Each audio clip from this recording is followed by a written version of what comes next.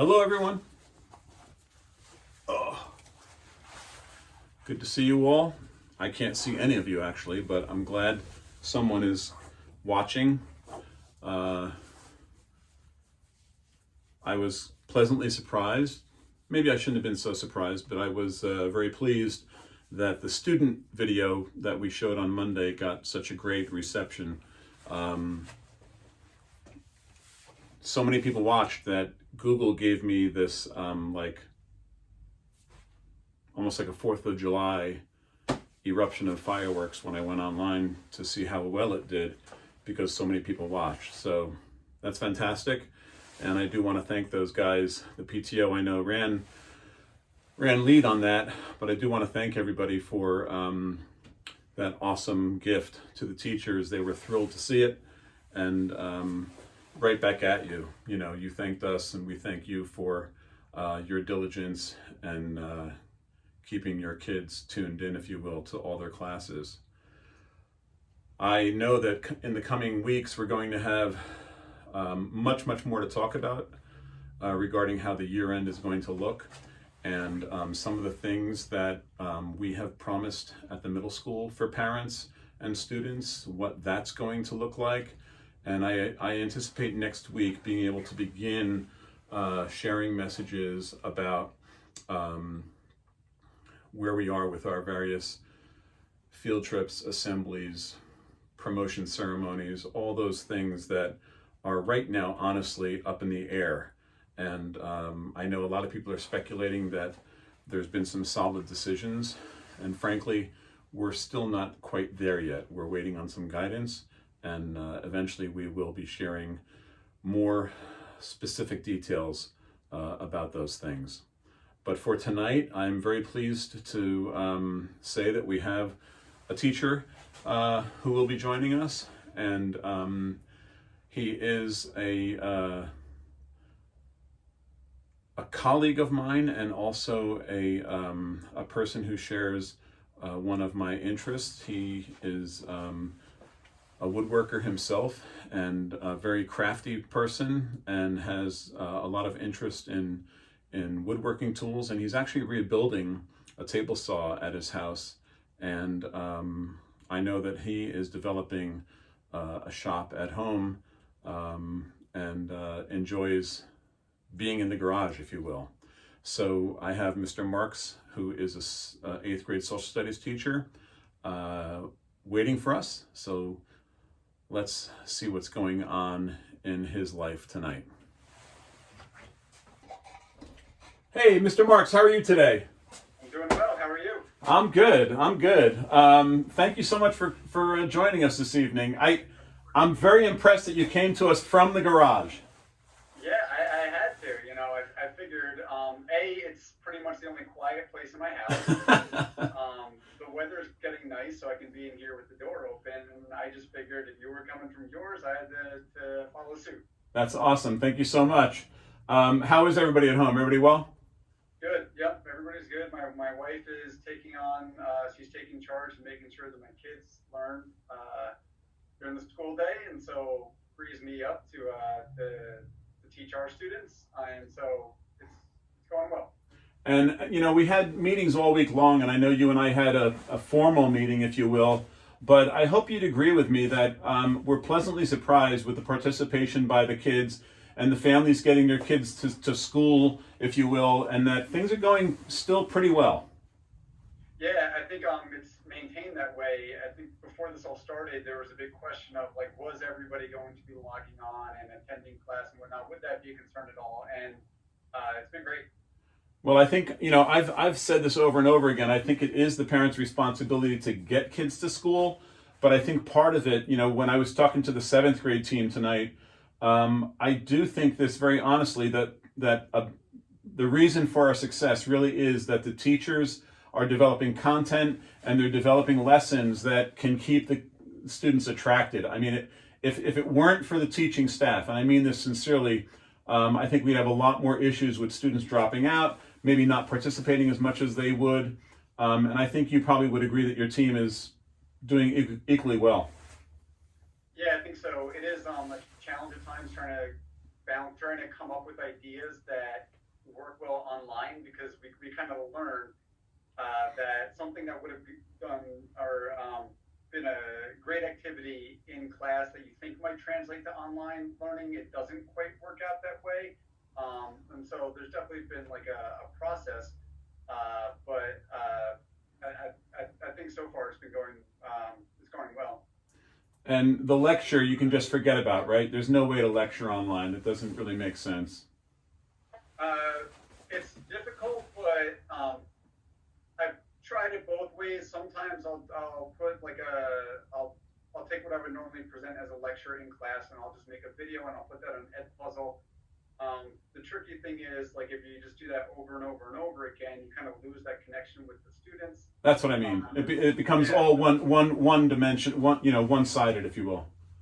Exactly, but it's also difficult to assess if the students are if they're able to get the information when you're going live, because there's so many different things to kind of balance when you're in Zoom, and you're trying to manage your presentation while also managing all the Zoom tools and whatnot.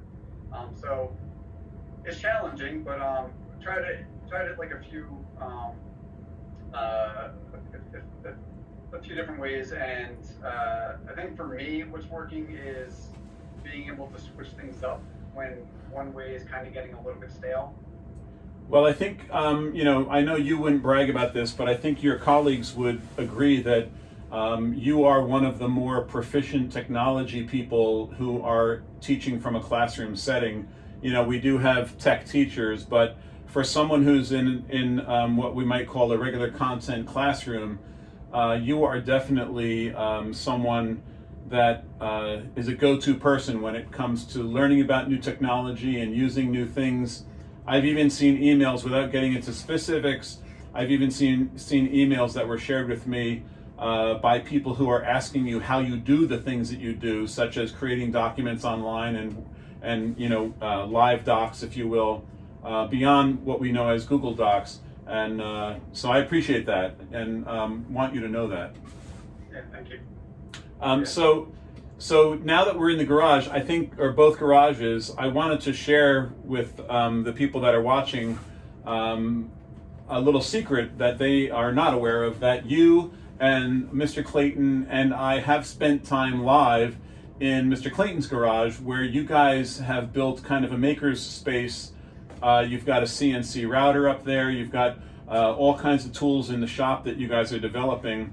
And so you have a true interest in woodworking and being creative in a 3D, in the 3D world, if you will, as well as online space and things like that. So what are you working on at home when you can't get up to the bench up at Mr. Clayton's house?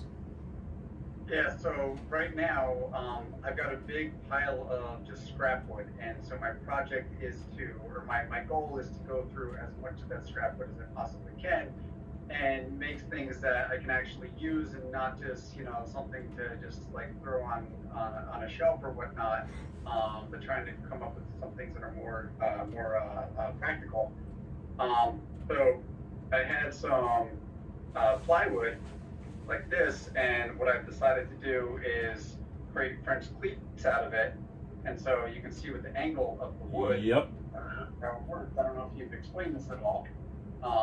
So I talked a little bit about a French cleat. I mean, people will, yikes, this is heavy. People will remember that I shared this in one of the earlier videos. This was actually an idea that I stole from an art show. I think I can say that online. I saw a gentleman in California who took steel and made hearts out of the steel, and then what he did was he got scraps of steel and made these hearts. And I thought it would be interesting to take antique wood, and what I did say to folks was that I wanted to eventually get a French cleat for the back of this, because I know they're sturdy. And can you explain slightly how those work? I know the board in your hand would probably be connected to what you're hanging, or is that the wall? So typically you fasten it to a wall. I saw one person had a great idea. Basically, like in your wood shop, you take a French pleat, you just take something like this, you put it on like every surface that you have, and then the other part of it is whatever you would put onto the French pleat. So here, this is just going to go in some of my house, like in my girl's bedroom, and it's just for holding books, and just going to slide right on there, right? But the big advantage to this is that if I need to take it off, I can reposition it, put it somewhere else. And so plenty of people have them, basically, instead of having like the pegboards back there, if I had French pleats, I would be able to move the different tools around, and that to me seemed like a great way to make use of this scrap wood that I have. I think you're absolutely, I agree completely. One of the things I like about the French cleat is that if you have the French cleat attached to what you're hanging appropriately, in other words, leveled appropriately, once you get the cleat on the wall, you use one screw to put it on the wall, make sure it's level, put the second screw in, and you're done. When you go to hang that item, it's going to be absolutely flush with the wall and plumb with whatever you're trying to level it to. Yeah, and they're also very sturdy. Some people will put like cabinets, hang up cabinets with the French cleat. The only thing you got to be careful to do there is having a spacer at the bottom. If there's going to be right, otherwise it's going to try to pull. Very heavy. Right, exactly. Right. No, I also saw there's a company online. I can't remember the name of it, but they sell a French cleat made out of metal, and it's obviously two parts. And what I like about that idea is, and I would recommend this to anybody who's a craftsperson who sells things online. I saw a company who makes these things that hang on the wall, and I thought it was very creative of them to sell along with the product this French cleat made by another company. It comes with instructions, and basically it kind of like alleviates the craftsperson from the liability of hanging it on the wall. You know, you sell something that you want to hang, you put a couple of holes in it, and you pray that the person who's hanging it knows what they're doing.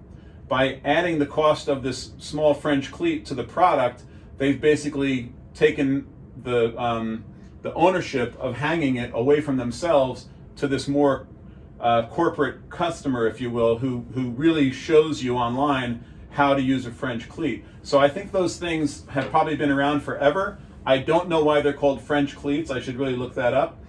But I know it is one of the best ways to hang, especially heavy things. Yeah, I used it recently.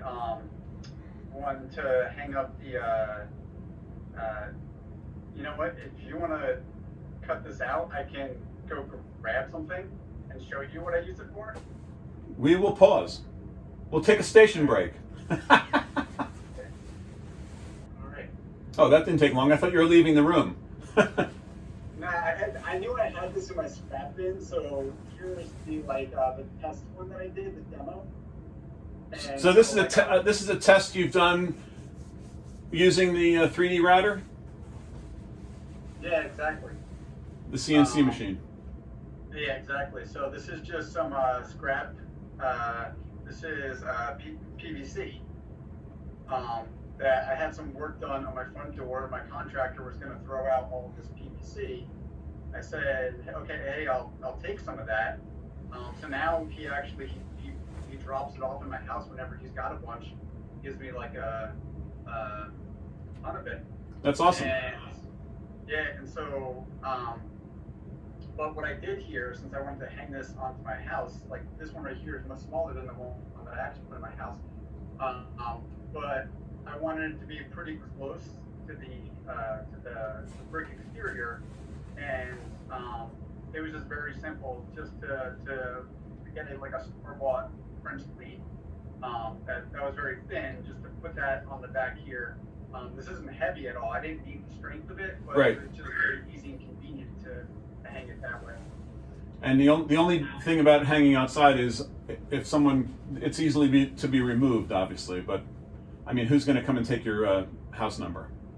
So for me, that was actually going to be an advantage because this is the first time that like I tried doing something like this. It's going to be outside. I wasn't sure if the paint is going to like hold up over time. Yeah. And I was like, you know, this is just made from scrap. So I was like, if I have to make another one in 2 years, it'll be easy, and I can just and I'll be able to just put up a new one very easily. So the making of that sign, just so people can understand how it works, I'm guessing what you did was you first spray painted the plastic blue. So I should have done it that way. I didn't, because my original intent was to make the inside, make the part that's white blue. Okay. And then, so what we first did is I put like a mask on it, and then it cut out everywhere around the mask. So then everywhere that's blue had this black mask on it. I showed it to my wife, and she was like, "Oh, that looks nice. You should just do it that way." Okay. So then what I had to do is I took the mask off, and I just very carefully painted around it. And so I tested on, once I saw that it worked on this piece, then I tried it on my real one. It's awesome. And before we go, I know you were showing me a picture personally about some work you were doing in your girl's bedroom with a much larger project. Can you share for a second what you're doing in there? Sure. I'm just gonna hang it up. So that right there, that is just gonna go underneath my girl's bunk bed. They don't know about this yet. But they've got this kind of like loft bed type of situation. They've been, they have, they originally just had their own beds and whatnot. They begged us for a loft bed. That's awesome. Yep, and so we kind of made like bunk beds that way, and so they've got some area down there. So I'm gonna just make a sort of nook for them, and so that piece that I just held up is going to have the French cleats on it with the bookcase, and I might do like a small little dollhouse or something like that with some scrap wood that would also hang with the French cleat, and basically just take all the scrap wood I have and try to create something with it. That's awesome. So obviously they're in the same room. By having this bunk bed configuration, you have a lot more floor space, a little more room for them to play and things like that. That's Exactly. Cool. That's cool. Yeah. And when it's time to, quote, climb into bed, they literally have to climb into bed. Yep, and it's worked out well for us because they used to have their own rooms. They then decided that they wanted to sleep in the same room, and so we would let them do that like every so often, and then it just became every night. And then it turned into them just sharing a room, and the other room became the playroom, which is now my office, which I need to be able to teach from home. I thought you were going to say that was going to be a new wood shop or something like that in the house, but No, I wish. But if they each still had their own bedrooms, then I would be teaching classroom in here. Well, take it from me. You're probably 5 years away from them saying we want our own rooms back again. Oh, I'm totally prepared for that. Yeah, that's great. Hey, any last words of wisdom for your students or anyone in particular, or should we just say goodbye? No, just hope everybody is staying safe. As I told my students over and over again before we left for home, make sure, always wash your hands. But that's it. Thanks so much, Mr. Marx. I really appreciate you coming on tonight, and I will catch you soon in a meeting of our own soon. All right, take care. Take care. Thanks. Thank you, Mr. Marx, and thank everybody for continuing to pay attention a little bit here to Mr. Geiger's Garage. And until next time,